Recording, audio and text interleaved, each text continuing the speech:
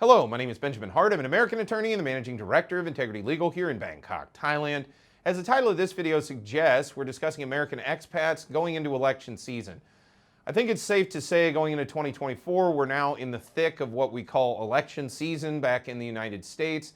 Unfortunately, election season seems to drag on, and they seem to just constantly keep coming, seemingly year after year, although it doesn't exactly work like that. It seems like it kind of ebbs and flows based on a 2-year cycle between the midterm elections and the presidential elections. But in any event, the reason for the video, first off, I want to be clear. I'm talking to American expats here, tourists, whatever, come and go, that's a different thing.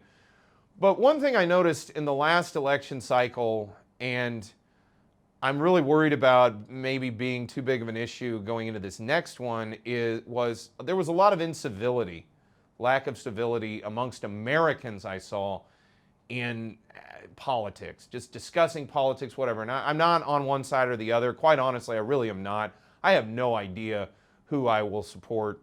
I'll probably know the day before the election, just because it seems so fluid. And quite honestly, there's so many variables to consider when you're thinking about voting and things of that nature. But long story short, I'm not here to talk about one side or the other. It's just the civility in and of itself. When you're having political discussions and things, I think it's worth remembering that, yeah, this is a foreign country.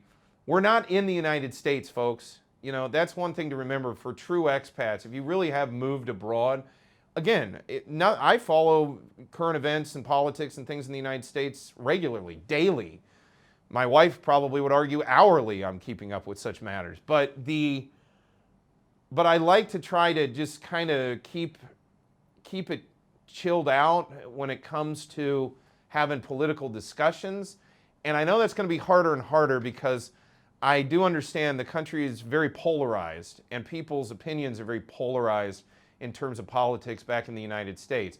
Although I sort of am noticing there does appear to be kind of an overarching desire for some level of change. Now, I don't know if that's exactly been parsed out as to what exactly that change is, but it does seem that most people are, again, in the American political context, most people are fairly ambivalent at best regarding the outcomes in terms of politics. But the thing to take away from this video, I think, is, again, there's a notion in Thai which is called greng jai, which loosely translated is civility.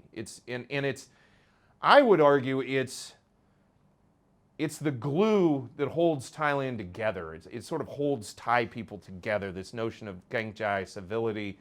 There's just a way that Thais interact with each other in a civil way.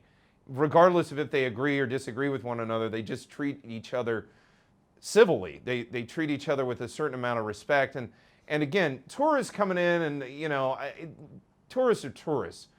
Expats, though, this last election cycle, I saw people, very good friends, in fact, people that were friends of mine, that, two groups or two different people, that then I watched those two people have a falling out over politics. And I just don't think it's worth it. And moreover, I think, especially for expats, if you live out here, again, I'm not saying it's not okay to get passionate about political issues or politics or parties or candidates. But again, we're not in America here. We're not in the United States.